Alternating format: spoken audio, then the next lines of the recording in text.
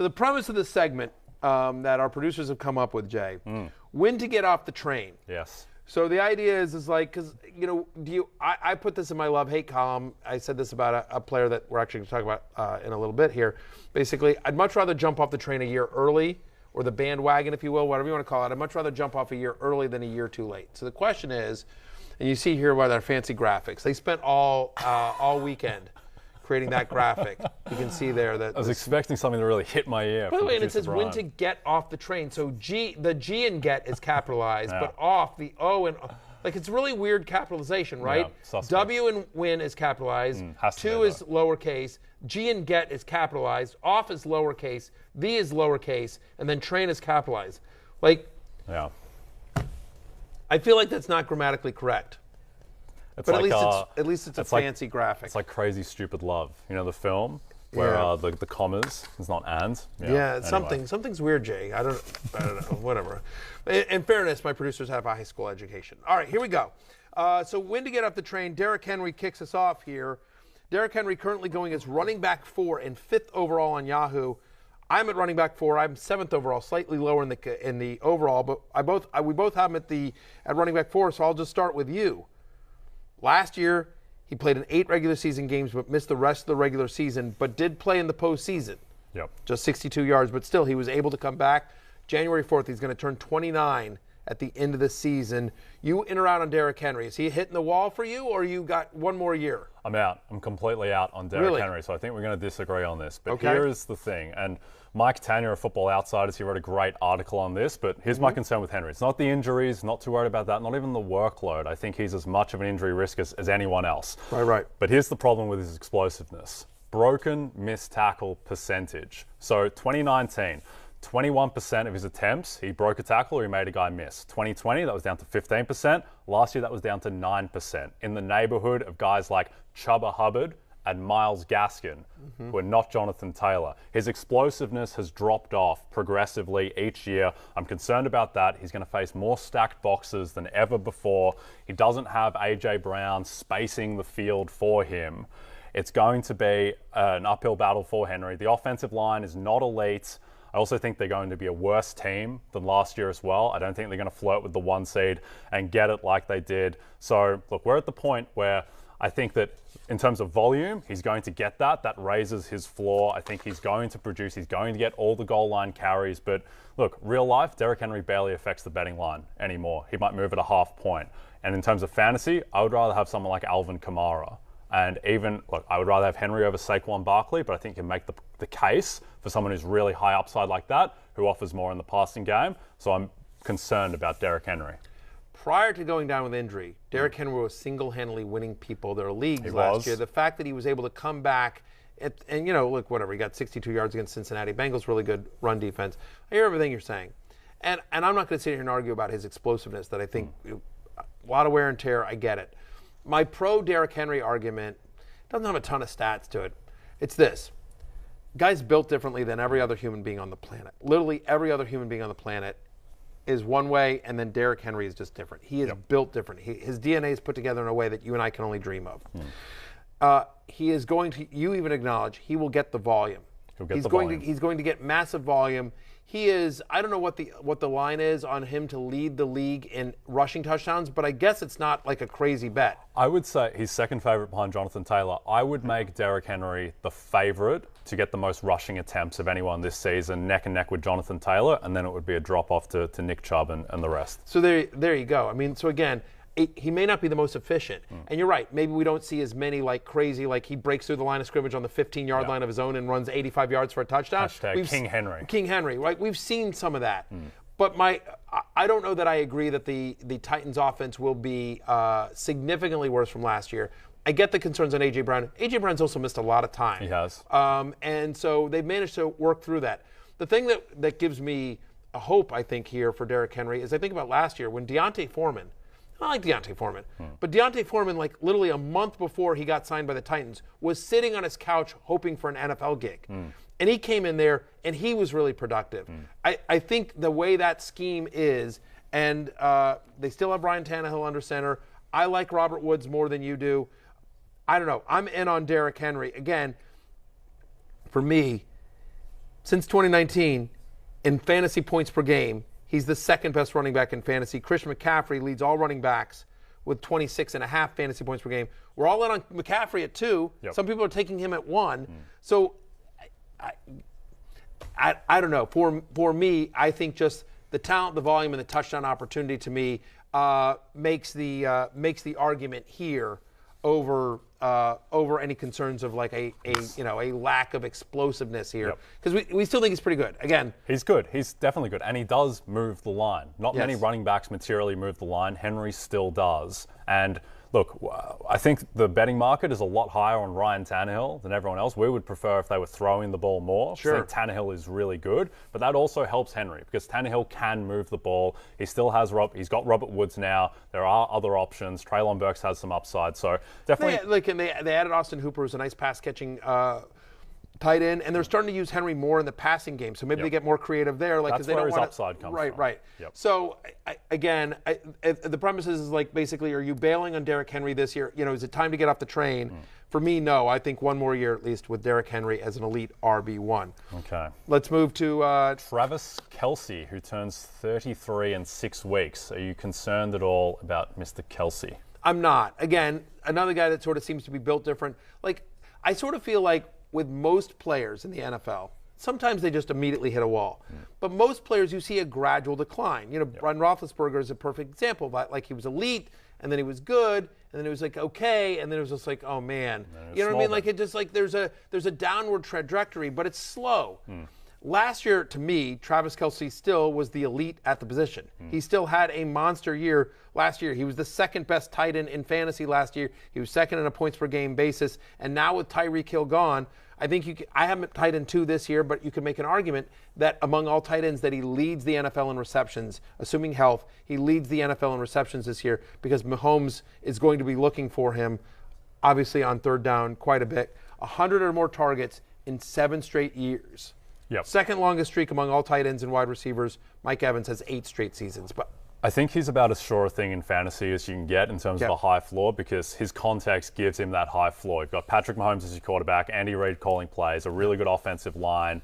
He's going to produce if he's healthy. And in the history of the tight end position, like you can produce and have elite seasons in your early 30s. So guys like Rob Gronkowski, Antonio Gates, Tony Gonzalez, they had really strong seasons. Jimmy Graham. Yeah, exactly. So, we've got Kelsey in for 1,050.5 yards, 8.5 touchdowns. That's perfectly fine. And I think he has some upside potentially even to get to double-digit touchdowns. So I'd be still in on Travis Kelce. Yeah, I agree there. And by the way, even in reduced snaps, when Kelsey's on the field, he's running a route. Yep. They ain't bringing Kelsey into block. So, some of the anti-Kelsey arguments are like, well, he's running reduced routes. He's not running. Like, it doesn't matter. He's also not Randy Moss. He's not dependent on his speed. It's hunting space. It's his size. And yes, he is quick for his position, but I don't think he's going to fall off a cliff. Correct. We agree there. All right, fine. You got one right and you got one wrong. Yeah, okay. Another one. I think I'm going to get it wrong by your books too. Keenan Allen. Are you off the train? I am. Like he made the hate list this year, and it's a little bit of a flawed premise here. Like I have to pick yes or no, and so since he's on my hate list, I still think Keenan Allen's going to have a really good year. Right? I mean, like I'm at wide receiver 14, but considering he's going at wide receiver 12, and some people have him as a borderline top 10 play, obviously I'm lower on consensus than him. And you look at my list here on your screen, I have him just ahead of Michael Pittman, Allen Robinson, Deontay Johnson. I could see all those guys having better years than Keenan Allen. My concern really about Keenan Allen is less about the talent, because I still think he's really good. He still played pretty high, at a pretty high level, right? My concern here is about roster construction, right? And that is that I think that Mike Williams takes the step forward. I think this is the year that Mike Williams becomes the one and he becomes the two. Like we saw it with Justin Jefferson and Adam Thielen. Adam Thielen was the one. Justin Jefferson's rookie year, Justin Jefferson was the two, Thielen was the one, and then over the course of that year, now it's reversed. And so I think that obviously those guys are at different stages of their career, but my expectation here is that Mike Williams, there's a reason they signed him to the big deal in the offseason. Mike Williams becomes the one for this offense that we think is going to have a really big year with the Chargers, and we think Allen becomes the number two. My concern is again, he's had 6 touchdowns in 4 straight years, right? 2020 he had 8, but 3 of the last 4 years he's had at least 6 touchdowns. Literally not more than 6 touchdowns. in 3 of the last 4 years. He's on the wrong side of 30. I don't know. My concern on him is, again, he's a possession receiver, and we're talking about Yahoo where it's half-point PPR, so the massive volume doesn't help as much. So here's what I'm saying. I'm jumping off the bandwagon at current ADP, not in terms of I think he'll be a productive wide receiver for real life and fantasy this year, but I'm jumping off the bandwagon at current ADP as a wide receiver 1. I think I'm a bit higher on Keenan Allen overall. We talked about him last week relative to Mike Williams, and I'm with you there. I'd much rather have Mike Williams at current ADP, but last year Cain Allen dropped 9 passes. That was 4th most in the NFL. The 3 years before that, total, he dropped 10 combined. Right. So I think that's fluky, that's noisy, that'll come back. You don't think it's because he's old and his hands are all brittle? I mean, I can't catch passes anymore. Well, the thing is that 5 years ago he dropped 11 passes. Right. So he just has these random drop seasons. So I think that will come down. It could be a random drop season this year, though. And also the main reason that I'm high on Allen is that I'm very high on the Chargers in general, extremely high on Justin Herbert. I've got something to say about Justin Herbert, but I think I'm going to save it for the next segment when we talk about him more specifically. Look at you, broadcast professional with a tease. But let's jump into Russell Wilson. And the question posed is, will Russ cook in Denver, or will the Broncos offense fall below expectations? He will cook. Okay. Yep, not worried about the chef's hat kind of falling off. Let's ride. Okay, let's ride. What are we doing? Yeah, let's ride. Broncos country. Yeah, look. First off, I mean, as we've seen with, the guy in Tampa Bay, quarterbacks can play to a very old age at an elite level. Like, Russell Wilson still isn't that old in quarterback years, right? So maybe I think there's a concern with Russell Wilson in terms of his rushing. Maybe he doesn't run as much as he did early in his career, and I understand that for his fantasy value, which is why he's a lower end QB1 than at the higher end with the Lamars and the Kylers and the Josh Allens of the world. We get that, but he's still an elite fantasy quarterback. Still last year, prior to the finger. Look at him leading. Look at him leading. Look at him without shoulder pads. Look at him. Look at that lateral quickness. Look at that. Oh, he still looks fast. Yeah. No one was. Yeah, we're showing footage. We are the kings. Our show is the king of showing footage of guys in shorts. He's happy with that. Yeah, he's very happy with that one. No one's look at him high-fiving people. Really good for morale. Really good for morale. He's good. Yeah, come on, let's ride. Right? Yeah, let's ride. He's Mr. Unlimited. Here's what I would say, is that Russell Wilson had the ability to stay in Seattle. He had a no-trade clause. So he was able to basically dictate where he went. There were obviously a lot of teams in the NFL that wanted Russell Wilson. Denver made the pitch. He signed on for that. Nathaniel Hackett coming from, another, shall we say, mercurial quarterback in Aaron Rodgers, obviously, and Aaron Rodgers' MVP season. Russ is like, hey, man, I want to cook. Yeah. One of the reasons I want to get out of Seattle is because they keep making me hand off. Let's open this thing up. And I assure you that you don't bring in Russell Wilson to just hand off to Javonte Williams. He got away with it in Seattle because he's so efficient. Pete Carroll got away with it in Seattle because Russell Wilson was so efficient. But I think if Russell Wilson winds up as a top 5 fantasy quarterback this year, is anyone shocked? No. Is anyone shocked if he wins MVP? No. Exactly. So I think, again, the only reason he's going where he is in terms of ADP is because of the lack of potential rushing upside. And it's a new team, whatever. But they're going to be in a lot of shootouts. I'm in on Russell Wilson this year. Yeah, I think the question with Russell Wilson, kind of holistically, is why wasn't he allowed to cook in Seattle? Is it something with his game that we just haven't seen, that they needed to run the ball? Or is it more that Pete Carroll feels this ethical obligation to run the ball because it's his football mindset? I definitely lean the latter. I think that Carroll just kind of locked the kitchen because he's Pete Carroll, and it was to the detriment of the team, and they should have been throwing more. I think that Pete Carroll is one of the luckiest coaches in NFL history. Yeah, well, it is just my sort of take. Yeah, on the situation. If not for the Butler kind of catch in the end zone, he would really be the luckiest of all time. But look, I think this division is Pete Carroll admitted himself. Pete Carroll at the press conference is without Russell Wilson, I'd probably been fired long ago. Yeah, well, he would have been. That's actually correct. Yes. I think that with this AFC West division, which is brutal, it's clearly the best division in football. Yeah. That's good for Russell Wilson's fantasy value. He's going to be throwing a lot. And this offensive line is not elite, but it still might be the best offensive line that Russell Wilson has ever played with. And he's got weapons in Sutton, who I know you like, Jerry Jeudy, I know you're lower on, but he has pieces. Lower on him fantasy-wise, but he's a good wide receiver. He's a good NFL wide receiver. Yeah. Hamler's nice, Albert. Like, they've got nice weapons.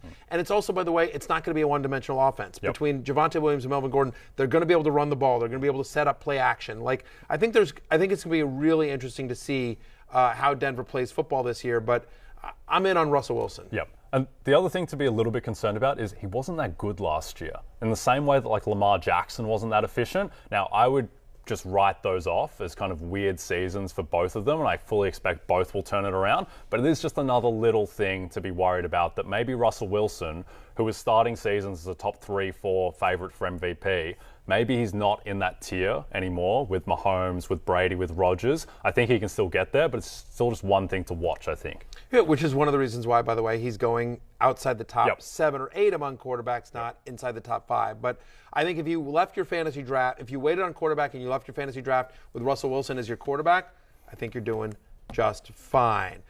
Hey, it's Matthew Berry from NBC Sports and RotoWorld.com.